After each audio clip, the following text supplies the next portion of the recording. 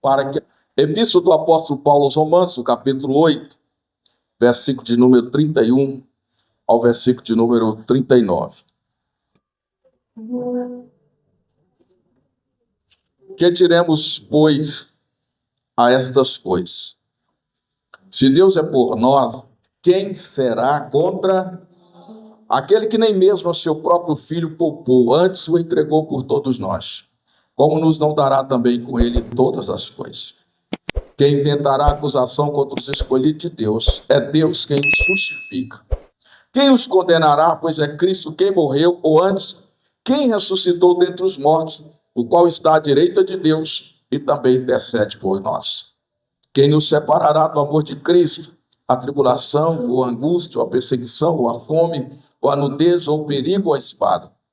Como está escrito, por amor de ti somos entregues à morte todo dia.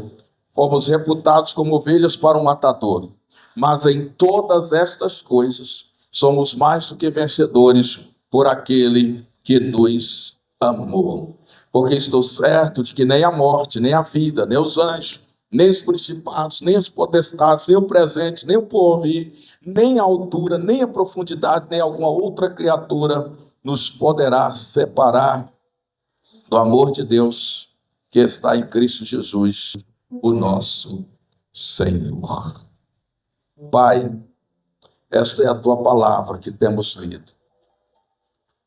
Queremos que o Senhor fale conosco por meio da sua palavra. Revela, Senhor, o teu coração ao nosso coração e ajuda-nos a compreender as verdades das Santas Escrituras. Eu oro, Pai, em nome de Jesus. Amém. Diga comigo, a inabalável vitória do crente em Jesus. Outra vez, a inabalável vitória do crente em Jesus. Queridos, nós lemos parte do capítulo 8 de Romanos, que os biblicistas consideram como o cume do Monte Everest, o pico mais alto dessa epístola. Essa epístola, ela é uma das epístolas mais importantes acerca do poder do evangelho, da salvação. Por quê? Essa epístola começa mostrando para nós a pecaminosidade da natureza humana, a distância que o homem, por causa do pecado, se posicionou de Deus. Quando você lê o capítulo 1, você vai observar que o apóstolo Paulo, pelo Espírito Santo, ele começa revelando que a criatura, ela deixou de adorar o Criador e passou a adorar as coisas criadas.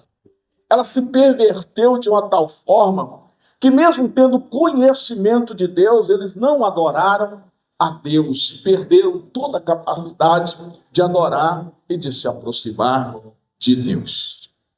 Quando nós lemos capítulo 3, versículo 23, nós vamos encontrar o texto dizendo que todos pecaram e destituídos foram da glória de Deus. O pecado é universal.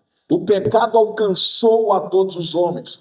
O pecado perverteu a minha, a sua, a natureza de todas as pessoas. Ninguém é melhor do que ninguém no ponto de vista da ótica divina. Ninguém está melhor posicionado do que ninguém.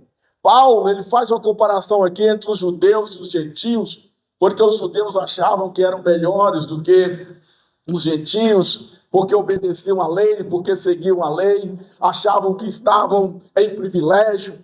Mas Paulo mostrou a eles que a lei apenas apontava o pecado, mas nenhum homem era capaz de cumprir a lei, e a lei não era capaz de justificar ninguém. Só que aí Paulo, ele vai apresentar, lá já no primeiro capítulo, no versículo 16, dizendo: eu não me envergonho do evangelho de Cristo, porque é o poder de Deus para a salvação de todo aquele que nele crer. Aí Paulo já está mostrando que assim como o pecado é universal, a graça também é universal. Assim como o pecado alcançou a todos os homens e perverteu a natureza de todos os homens e manchou a vida de todos os homens e separou todos os homens de Deus, a graça de Deus enviada, manifestada em Cristo Jesus, também veio para perdoar o pecado do grego, do gentio, do judeu, de todas as pessoas. Ela é suficiente, ela é poderosa para redimir a vida de todos os pecadores.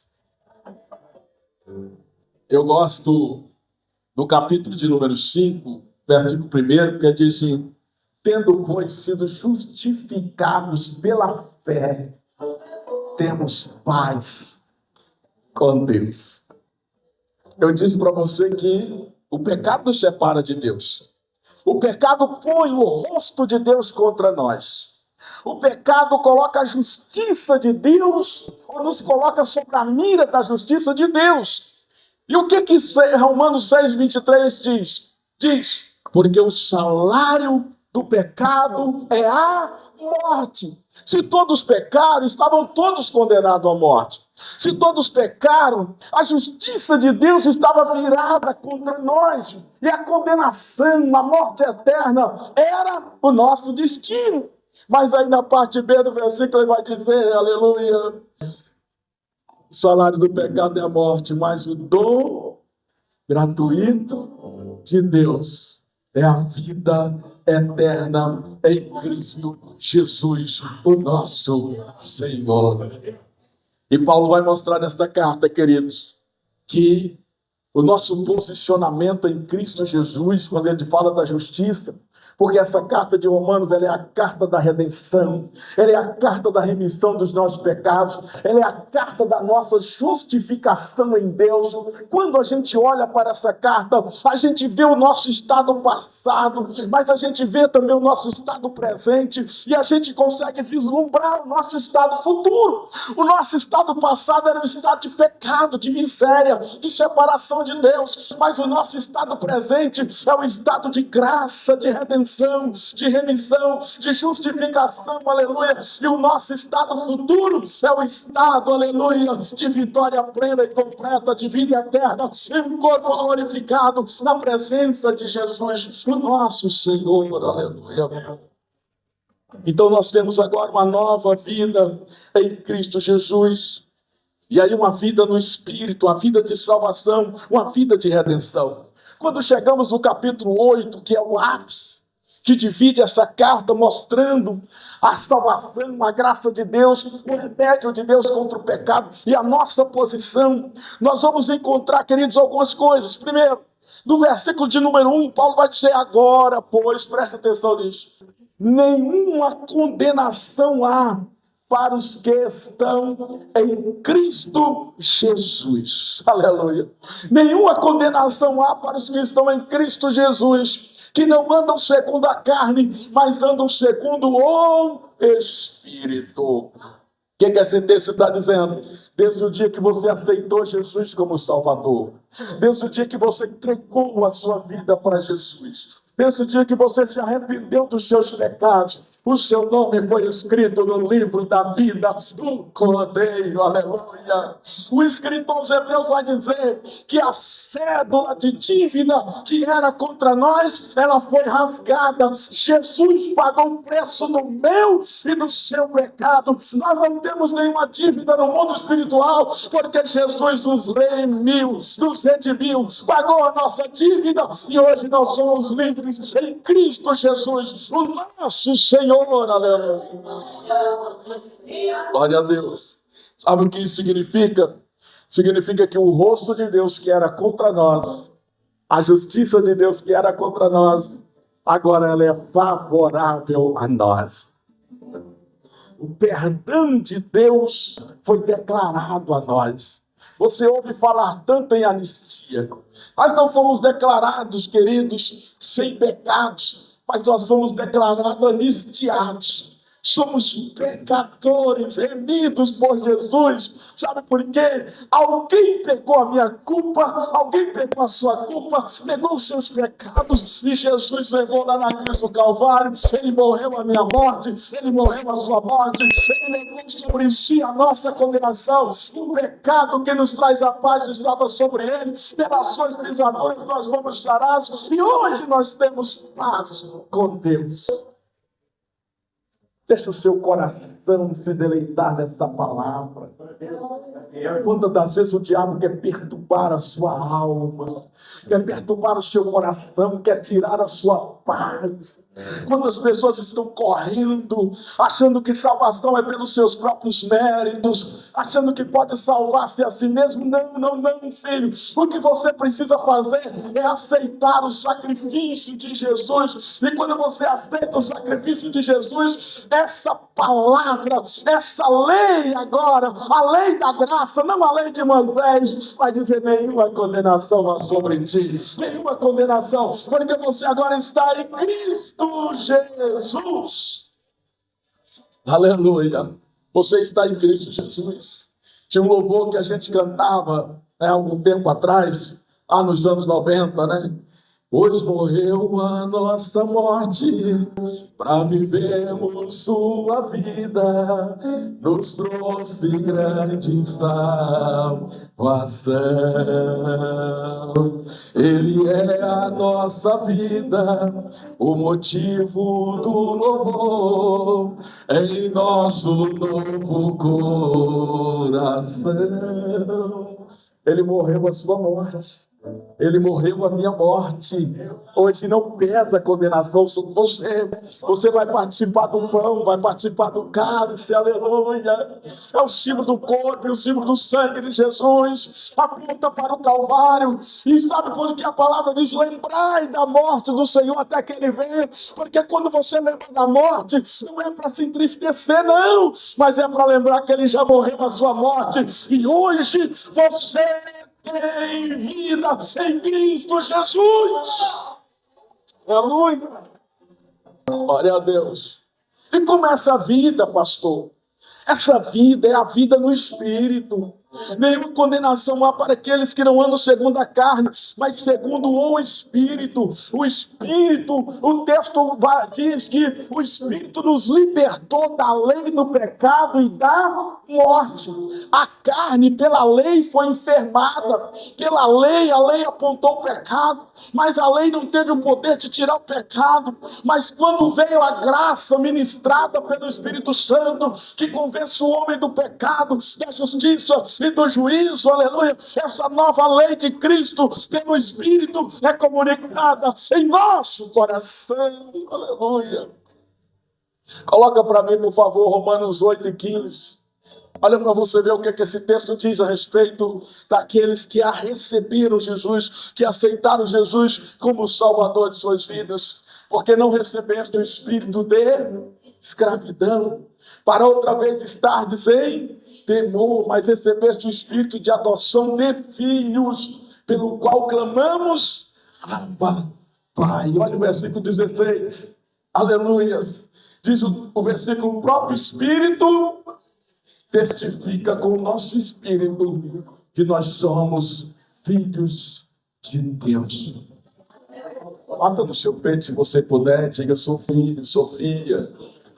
Aleluia. Repita isso para você, diga isso para o seu coração, diga isso para a sua mente, diga isso para os demônios que tentam afastar você da presença de Deus. Diga isso para os demônios que tentam querer fazer você acreditar que é pelas tuas obras, que é pela tua própria força, que é pela tua própria resistência. Não! A graça te fez filho de Deus. Você é filho e você pode clamar: Pai. Significa paizinho, paizinho, paizinho. Você tem liberdade de chegar diante dele e clamar, aleluia, nesta posição de filho, porque você é filho. E sabe o que isso implica, queridos? Quando o réu ele vai diante do juiz e ele leva um advogado, e ali tem um promotor, e tem um advogado, e tem o juiz. O juiz, ele é alguém fora da causa, ele é alguém imparcial. Ele vai ouvir a acusação do promotor, e ele vai ouvir a defesa do advogado, vai ouvir a defesa do próprio réu, seu depoimento. E ali, queridos, essas pessoas, elas estão ali para o julgamento. O advogado vai diante do juiz apresentar, vai defender o réu, vai querer a liberdade do réu, vai querer que aquela pena, de alguma certa forma, seja extinta. O promotor vai acusar o réu e vai enfatizar, e vai mostrar provas do crime, vai trazer depoimentos, testemunhas contra aquele réu. E o juiz vai analisar todas as coisas. E aí é como se ele colocasse aquilo que o advogado trouxe de um lado da balança e aquilo que o promotor trouxe do lado da outra balança. E aí o pêndulo da balança vai mostrar se aquele réu é culpado ou se ele é inocente. Se ele deve cumprir aquela pena ou se ele deve ser inocentado daquele crime, daquela pena. E quantas das vezes ali aquele réu é defendido e ele sai dali, tudo bem. Só que nunca mais ele vai ver aquele juiz, não tem relação com aquele juiz, não conhece aquele juiz, e vai seguir a vida dele. Muitos até voltam para a prática do crime e tantas outras coisas. Na vida espiritual, queridos, o que Paulo está nos ensinando aqui não é diferente disso. Nós, os nossos pecados, na nossa natureza pecaminosa, nós transgredimos a lei de Deus. Pecado é errar o alvo, pecado é transgredir, pecado é ferir a lei de Deus. E aí nós somos trazidos diante de Deus, que é o justo juiz. E o diabo é o promotor. E ele quer nos acusar, ele acusa segunda, terça, quarta, quinta.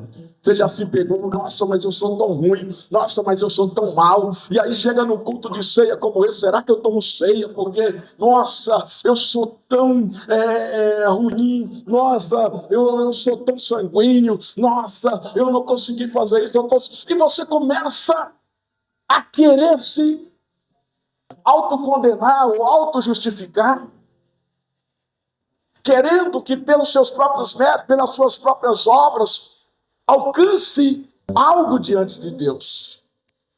Só que aí do outro lado, queridos, está o nosso advogado.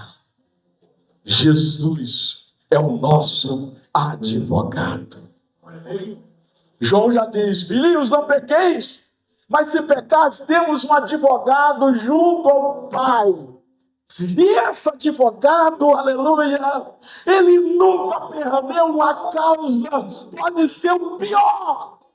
Aliás, ele já começou esse tribunal do júri, ele já começou essa audiência de instrução e julgamento, queridos, libertando um tal de Barrabás, um sedutor, um homem que havia assassinado alguém, bagunçado a sociedade. E Jesus disse, eu vou morrer no lugar dele. Eu vou entregar a minha vida no lugar dele. Deixa o Barrabás viver. Eu vou morrer no lugar dele. Quando ele chega lá na cruz do Calvário, tem dois ladrões. Um dos ladrões olha para ele e diz assim, Senhor, lembra-te de mim quando entrares no teu reino. Ele não olha para o ladrão e diz, você fez tanta coisa errada, você pecou assim, você cometeu isso, você roubou aquilo. Não, ele só olha e diz, você fez o pedido mais certo da tua vida, na última hora, mas eu sou o teu advogado e eu sou o Cordeiro de Deus que tira o pecado do mundo. Hoje mesmo estarás comigo no paraíso. Aleluia. E sabe o que Jesus faz nesse julgamento? Ele traz as provas. O diabo está acusando, está colocando ali acusações. Pai, ele adulterou, Senhor, ele roubou, ele prostituiu, ele mentiu, ele falou mal de alguém, ele blasfemou contra o Senhor, ele não te adorou, e o diabo vai colocando ali aquele monte de coisa. A quem Jesus vem, queridos. Segura isso aí. Jesus vem. Eu vou fazer uma conotação aqui, uma aplicação conotativa. Isso é, simbólica. É como se ele subisse na balança. Ele cantará, xerecantará. É como se ele subisse na balança, meus pais, estou aqui. Aleluia, se o salário do pecado para ele é a morte, se a condenação é a morte, eu morri no lugar dele, aleluia. Eu estou aqui como advogado, mas estou aqui como preço que foi pago. Deixa eu te dizer uma coisa, não há pecado que possa pesar mais do que a graça, que é o próprio Jesus, porque Deus amou o mundo de tal maneira que deu seu Filho unigênito para que todo aquele que nele crê não pereça, mas tenha a vida eterna. Aleluia. Aleluia, aleluia. Aí a balança desce pelo lado do réu. E o pai, que é o rei do juiz, olha, perdoado, perdoado, perdoado, perdoado, perdoado. A dívida foi paga. Está perdoado, está perdoada. A dívida foi paga. O nome é escrito no livro da vida do Cordeiro. Não há mais nada que pesa contra nós. E a presença dele, o Espírito Santo dele, vem habitar na nossa vida para que nós possamos glorificar o nome dele. E aí, queridos, ainda que nós tenhamos luta, tenhamos dificuldade, o apóstolo vai dizer assim, que as tribulações desta vida, as aflições desta vida não são para comparar com a glória que em nós há de ser revelada. Aleluia. Aí ele diz, olha, até quando vocês não souberem orar, não souberes pedir, lá no versículo 26, o Espírito intercede por nós com gemidos inexprimíveis e torna conhecido ao Pai as nossas necessidades. Olha a assistência do Pai para a nossa vida. Aleluias. E aí ele vai dizer ainda mais que todas as coisas, preste atenção nisso, todas as coisas cooperam para o bem daqueles que amam a Deus. Pastor, eu estou enfermo. Vai cooperar para o bem se você ama a Deus. Pastor, eu estou sem dinheiro. Vai cooperar para o teu bem se você ama a Deus. Pastor, eu estou enfrentando a luta na minha família. Vai cooperar para o teu bem se você ama a Deus. Enfrentando a dificuldade emocional, mas vai cooperar para o bem daqueles que amam a Deus, porque todas as coisas para o bem daqueles que amam a Deus. E aí, o apóstolo São Paulo, depois de trazer essa revelação doutrinária no nosso coração, ele começa a cantar o hino. Essa parte de Romanos, essa parte final, ela é um hino. Se nós soubéssemos a melodia, se tivéssemos a partitura para cantar e para tocar esse hino, nós não temos. Mas ele começa a cantar, se Deus é por nós, quem será contra nós? Se Deus é por nós, quem será contra nós? Sabe o que Paulo está dizendo? Antigamente, Deus estava de costas para você de costas para Deus. Antigamente, se Deus virasse a face para você, era a justiça dele, e você morreria imediatamente, porque o salário do pecado é a morte. Mas Jesus morreu na cruz no seu lugar, e agora você tem a vida eterna. Ele não está falando, irmão, só de Deus estar do seu lado, guerreando suas guerras, suas batalhas. Não. Ele está dizendo que Deus já está em seu favor. Deus está do seu lado. Deus está a favor de você. Deus não está mais contra você. Deus não tem o rosto virado contra você. Deus não tem a mão estendida contra você. Mas Deus está ao seu favor. Hoje você tem paz com Deus. Aleluia. Hoje você tem paz com Deus. Aleluia. Aí ele mostra, aquele que nem mesmo o seu próprio filho poupou, como não nos dará com ele todas as coisas? Se Ele nos deu o que é maior, Ele nos dá o que é menor, queridos. Se Ele nos deu o seu Filho, Ele nos dá, aleluia, todas as bênçãos. É por isso que Paulo vai dizer ainda que se nós somos filhos, nós somos herdeiros. Se somos herdeiros, somos co-herdeiros com Cristo da graça, da bênção, de toda a herança que Deus tem determinado para nós pelo sacrifício de Jesus, o seu Filho amado. Aí o versículo 33, olha aqui. Quem tentará acusação contra os escolhidos de Deus? Ninguém pode te condenar. Olha para mim. Quem é o diabo para te condenar? Quem é a tua filha, o teu filho para te condenar? Quem é o teu pai, a tua mãe para te condenar? Quem é o teu vizinho, a tua vizinha para te condenar? Quem é o teu patrão, a tua colega de trabalho, o teu colega de trabalho para te condenar? Sabe por quê? Jesus morreu por você e te deu a sua salvação. Quantas vezes o diabo usa a boca de alguém para dizer, seu crentinho. Quantas vezes o diabo usa alguém para apontar os teus erros, as tuas falhas. Só que nós estamos debaixo do sangue de Jesus Cristo.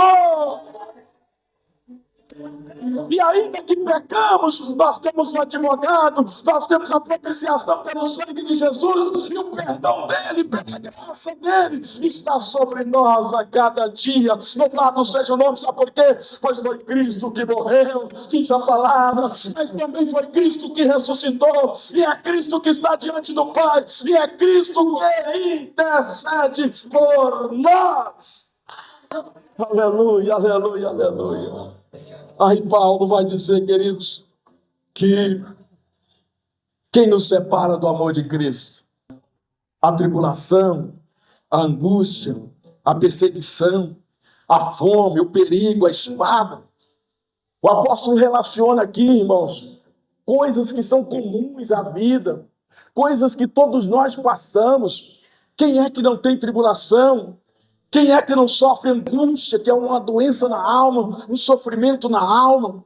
Quem é que não sofre perseguição? Todos nós sofremos. Alguns sofrem fome, outros passam por perigos diversos. Outros enfrentam a espada, como os apóstolos enfrentaram, e tantos irmãos nossos estão enfrentando pelo mundo afora, mas ele está dizendo, nada disso é sinal de que Deus não está com você, nada disso é sinal de que você está sendo derrotado ou perdendo. O sofrimento não invalida o amor de Deus por você, o sofrimento não tira a graça de Deus sobre você, o sofrimento não é sinal de que você não tem salvação, de que o seu nome não está escrito no livro da vida, pelo contrário, aleluia. Aí tem o versículo de número 37. Fica de pé comigo para me ajudar a concluir aqui. Aleluia. Aleluia. O que está escrito ali? Deixa eu ver se você está no culto.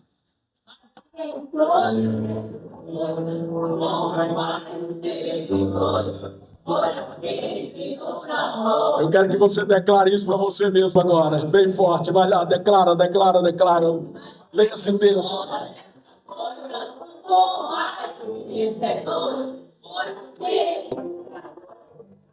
Olhe para mim. Se você não tiver condição de anotar isso que eu vou falar agora, guarda bem na tua mente. Chegar na tua casa, você anota em algum canto para você nunca mais esquecer. A nossa vitória não está relacionada com a nossa capacidade de lutar. Eu vou repetir. A nossa vitória não está relacionada com a nossa capacidade de lutar. Mas a nossa vitória está relacionada com o nosso posicionamento em Cristo.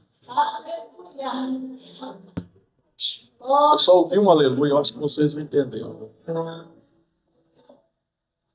Eu falei com você do julgamento, eu disse, o réu, ele sai da frente do juiz e acabou. Só que aqui, nesse julgamento, o que acontece? Quando o juiz bate o martelo, diz, perdoado, livre dos seus pecados, anistiado dos seus pecados. Aí ele chama você, vem aqui. Pode vir, não tenha medo não. Ele chama você, o pai chama você. Glória a Deus. Deixa eu te dizer uma coisa. Eu agora não sou mais o teu juiz. Eu agora sou teu Pai. Aleluia, aleluia, aleluia. Aí eu imagino ele chamando um anjo, um secretário lá no céu, e fala: pega o livro da vida, anota o nome aí, Jarbas Rocha, porque agora ele é filho, aleluia, e ele pode amar. Aleluia, obrigado.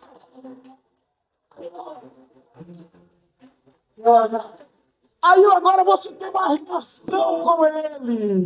Você é adotado dele. Você é filho dele.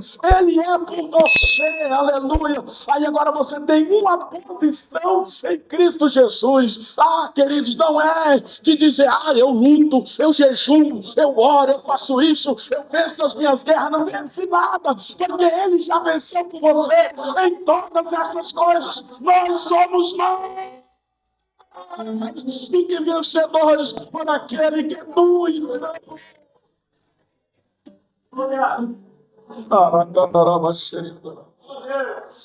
A nossa vitória não está na nossa força, mas a nossa vitória está no amor de Cristo.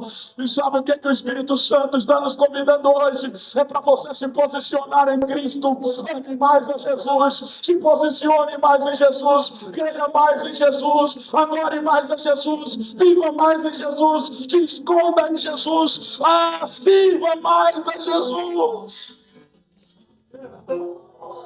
E ele termina esse louvor cantando: porque estou certo de que nem a morte, nem a vida, nem os anjos, nem principados, nem o presente, nem o futuro, nem a altura, nem profundidade, nem alguma outra criatura, nada poderá nos separar do amor de Deus que está em Cristo Jesus, o nosso Senhor. Deus te ama, e se você está posicionado nele, a tua vitória está garantida. Você é mais do que vencedor. Esta luta não vai te matar, Satanás não vai te destruir, os demônios não vão te destruir, porque você está posicionado em Cristo, e estando posicionado nele, você tem vitória,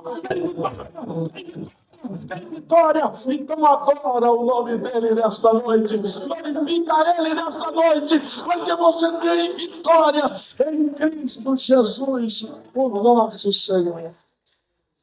Aleluia. Dá um sol maior para nós aí.